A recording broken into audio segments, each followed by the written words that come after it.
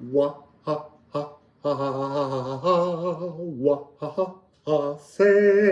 beautiful people. So rhythms, primordial rhythms. So we have this as the main theme. Primordial rhythms are the throb and pulse from other threads of your galactic wholeness. I want to be galactically whole. So it's very strange. There's lots of music and rhythms and pieces rolling around, and the closer I've been getting to sitting down and doing this reading, the more this energy has been throbbing, rhythms coming in, the need to kind of sing and dance and march and spin. So visual is, that's really interesting. So the whirling dervishes, the Sufism that was kind of in plain sight but hiding itself while I was in Morocco. Why is it all going why is everything going back to Morocco at the moment? Because Morocco was where I both lost myself and found a truth. So the suppression of my sexuality bothered me, and that became a truth, not something I would ordinarily sing about, but it became something that wound me up. I feel like I need to pick up this card, which is interesting. It's fire. So the number on the back is 89, but as I was seeing it, it was showing 68. So what do you see really? What's the truth? Because there's something in this energy. We're talking about Saturn. We're talking about divine masculinity. Slow down. Rum, rum, rum, ba ba da ba ba da ba, bum ba dum ba. But just there's an excitement, there's a martial excitement, but the divine masculine is a really important energy. Divine masculinity is something which, let's be honest, we watch so many different tarot readers on here, and there are so many different tarot decks, and they all talk about the divine feminine. That's not the complete answer. It's only half the solution. And if you ask people what's the divine masculine, they've got no idea. They've got no idea. All they know is the toxic energy. So, my mother came through to me when I was in Mexico, and she talked about divine masculinity. And that's why I have this better understanding of how it works. It's the skin of the physical, but beneath it is the divine intention. So divine masculinity is the energy in which we are open to hear. We are open to listen. We're open to let someone pour out their heart to us. And then we absorb it and transmute it. It's also, and this is a really important energy, it's non-judgmental. If you are being judgmental, you are not in your divine masculine frequency. So what is this all about with this primordial rhythm? So what I channeled about it was, these rhythms are not confined by bar structures. So what do I mean by that? I mean, we have dance music, we have bar lines. These are the things that give form. Now, when I was pegging my washing out, having again dyed everything slightly pink, thanks to my plum trousers, there was this energy coming through, which is, I originally started out playing oboe in orchestras, but I used to go to a senior orchestra where the only part I could play there was in percussion and drums and glockenspiels, all of those kind of energies. But I'm sorry, I'm thinking it's going to rain in a minute. I'm going to have to run outside and get my washing in. I may just leave it. So there's this phrase which is rubato. Rubato is the energy where things pulse. And I like a rubato energy. So the orchestra may be playing in rhythm and you have a solo to play and you can move the rhythms across the moments of the beat slightly. So it's like having a beat that's not fully rigid. You're moving with the flow, and that's part of what this frequency is about. So it says they're not tight dancing rhythms. These galactic threads are going all the way up to various different incarnations of your soul's existence. And from our perspective, yes, you would say they happened in the past or in the future, but actually, to your soul's perspective, they're all happening now. And so it is raining.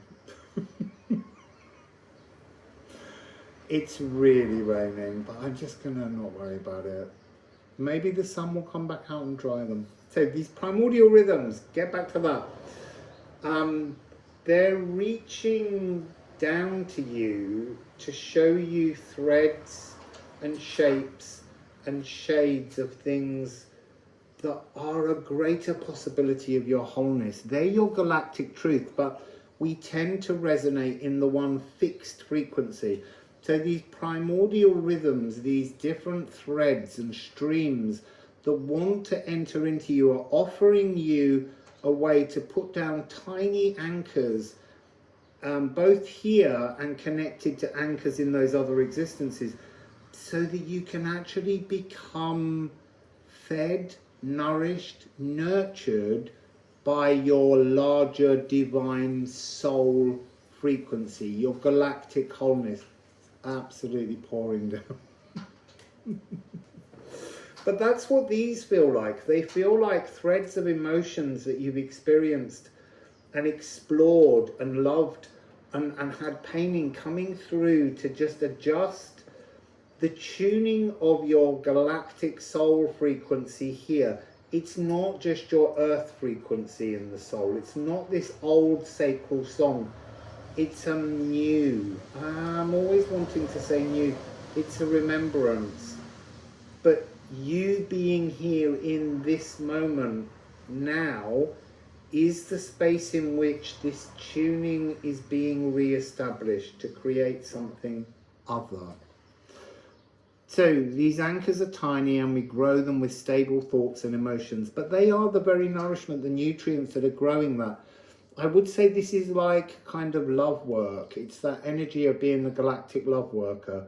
This is how you tune in. You, us, now, here, we are the homing beacon. We are the pulse from our hearts. And here, that hierogamos that I talked about, this divine marriage, we have to combine the divine masculine lower heart with the divine feminine higher heart. They have to come into union, and that becomes the homing beacon, so that these galactic primordial rhythms can be remembered and they can live outside, help us to live outside the current confinements that we live in. So have strength and faith that as the water meadow flowers bend in the wind, because the water meadow is a metaphor for us blossoming and blooming and moving with the winds of change. No rigidity, but being absolutely saturated in beautiful, stable emotions. So it's time to blossom, people. So it was just interesting that we got this energy, which is fire, big passionate ideas. This is here, this is the realm here, and there is real fire coming in to that frequency right now because of Neptune in Aries. And Saturn, which is what this is all about, the divine masculine, will be coming in mid-May. So let's just dive in. This is 9 minutes in.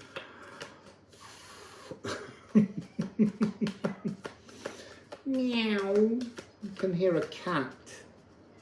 Meow. Meow. Meow. I had dreams about dogs again last night, but the dogs turned into humans. And it was also a dream in which I witnessed the old astral and feeling a sense of fear to walk in those old spaces. Just being reminded that we're breaking free from the old, and yet they were trying to be tempting. Also, the dogs are very hungry because they're kind of, it's the hunger of the old astral wanting you to feed it. Don't do it. Take on this primordial rhythms, this lower heart, the green energy of the divine masculine connection to the physical world.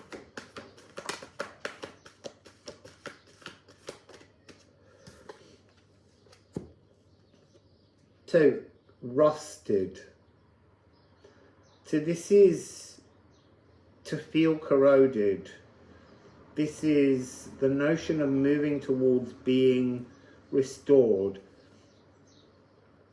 So there's an energy here of possessions as status, the old timeline, the idea of hoarding things, of holding things, of not wishing to let go.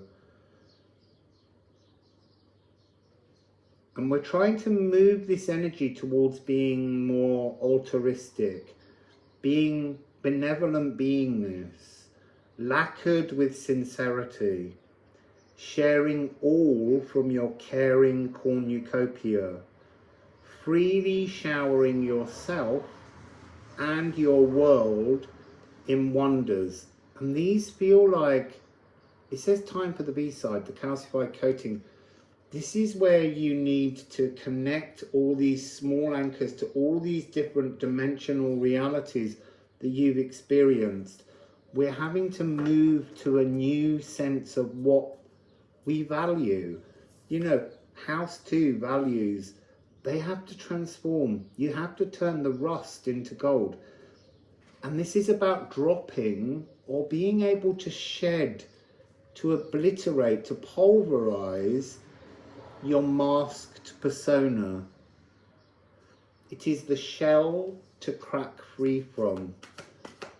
What else? Primordial rhythms. Moon in Sagittarius. Interesting, they're saying this is the first appearance of winter that isn't winter, when winter is summer. Oh, when winter is summer. Is that on this card? It's on something. So this is a state of pronoia. As each of these pegs and anchors reaches in and joins your sacral and your heart, there's something here about reasoning with the mind, but attaching it to the emotions. So it's not about thinking or feeling, it's about feeling what you think. That's what it's to do with. This new philosophical mission requires fluidity.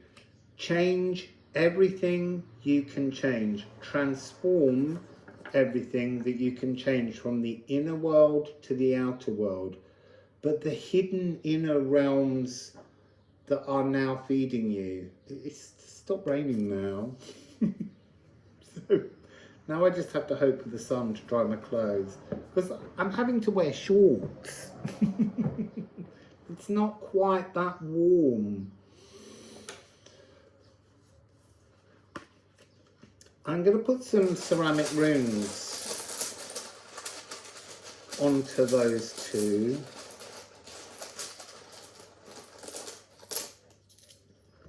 It's just 3. So beautiful.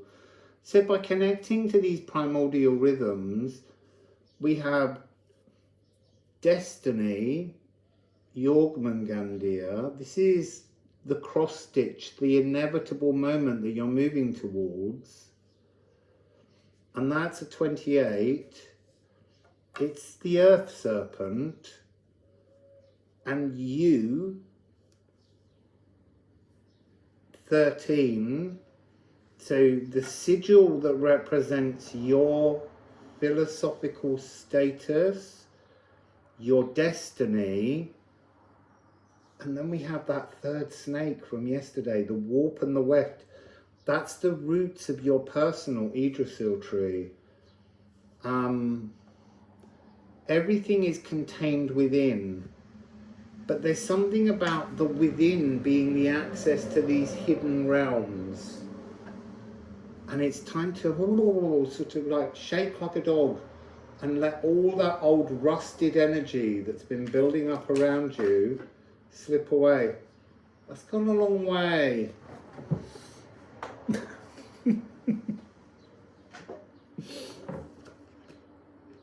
Moon in Gemini, celebrated individualism. This is about, I want to say making up as you go along. This is about singing, jazz. This is about astral swimming. This is, I mean, look. Look. Underneath all that rust, there's a new you. I want to say it's a little bit the twins. So, and it needs a thing. I just need to say that we're off again.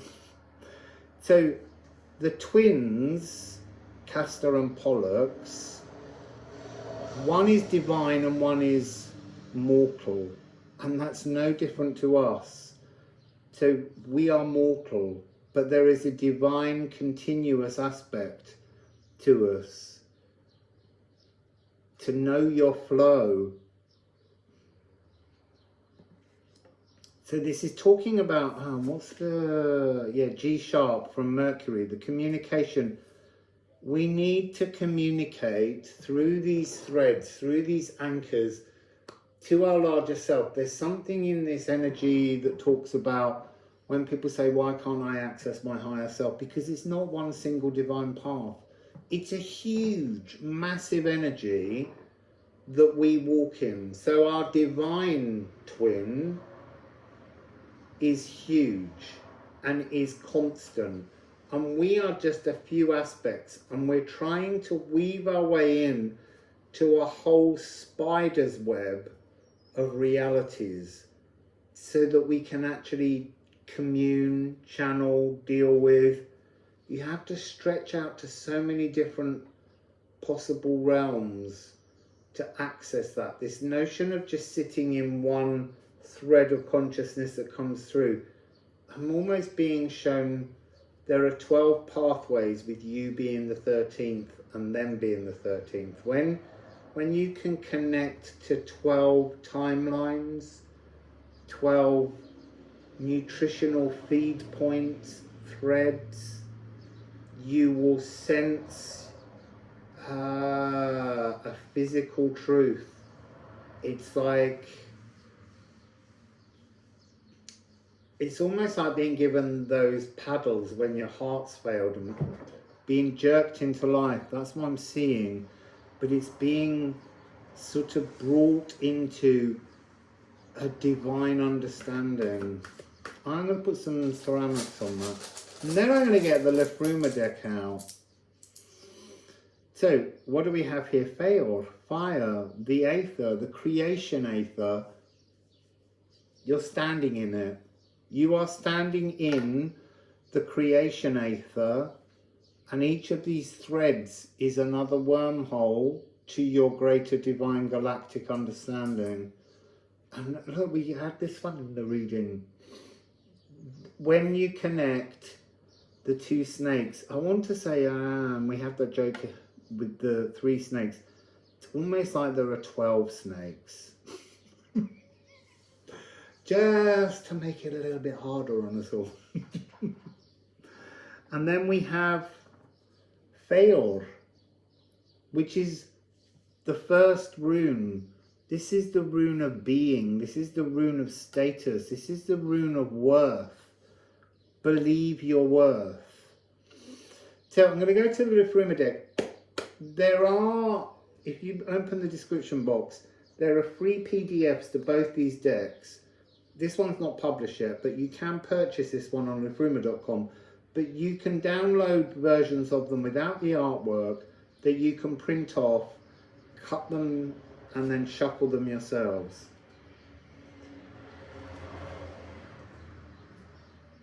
Honestly, 12 snakes.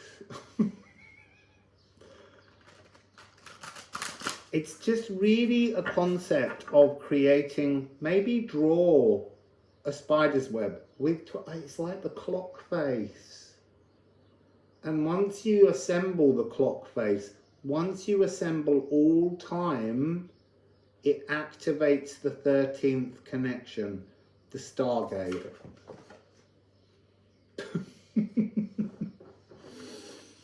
So what do we have here? Oh, see, look. We have newer, 45. That's early magic. This is the beginning of all the new. Blossoming, being saturated with sublime galactic colours. 13 frequency. When you've established your 12 threaded network, you become the homing beacon or the receptacle to receive all the divine through the mind, Loki energy. So this is the personal Yggdrasil tree. Forget the grand universal Yggdrasil tree.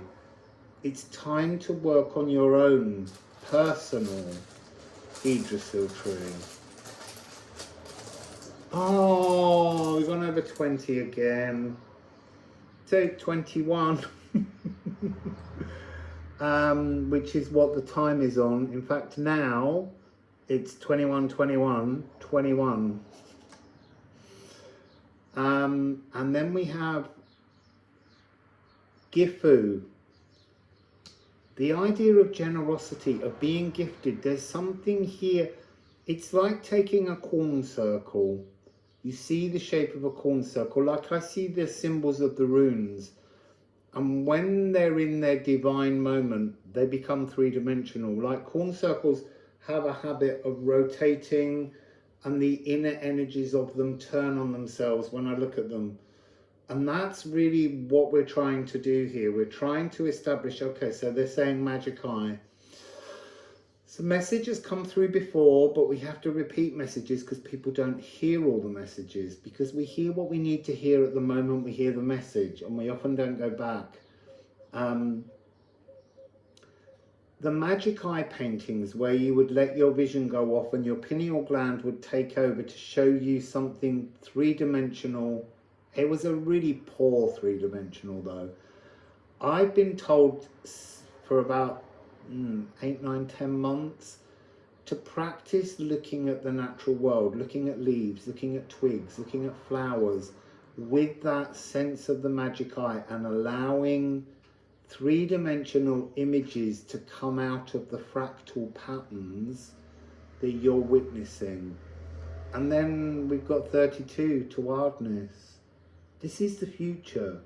The future is to be able to begin to see the hidden energetic symbols in everything, and that's how we move forwards.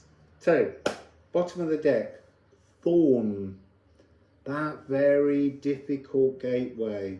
The gateway that scares you, it dares you to let go of the fear and just walk into what you perceive as danger, but it's this new energetic timeline. Just walk into it. And then the bottom of this deck, conjunction. There are so many conjunctions. There are so many moments of movement, but this is really the conjunction of you and your higher self, which is other self.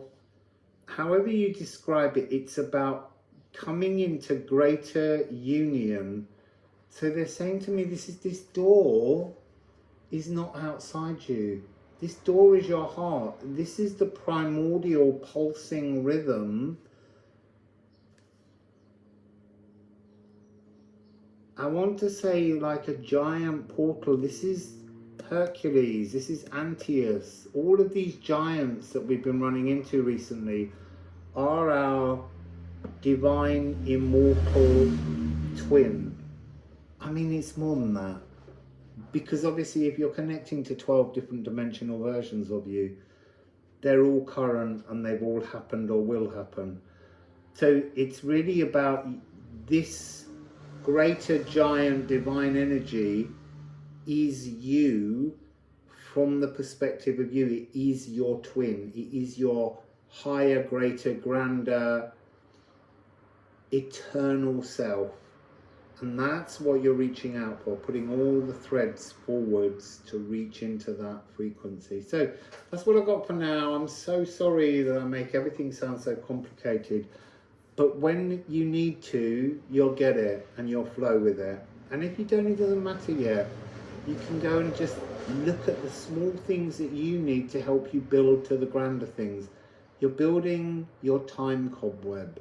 You're reaching your threads out to your greater immortality and flowing with the magic. And it really is loving magic that you're flowing with. So, Wassail.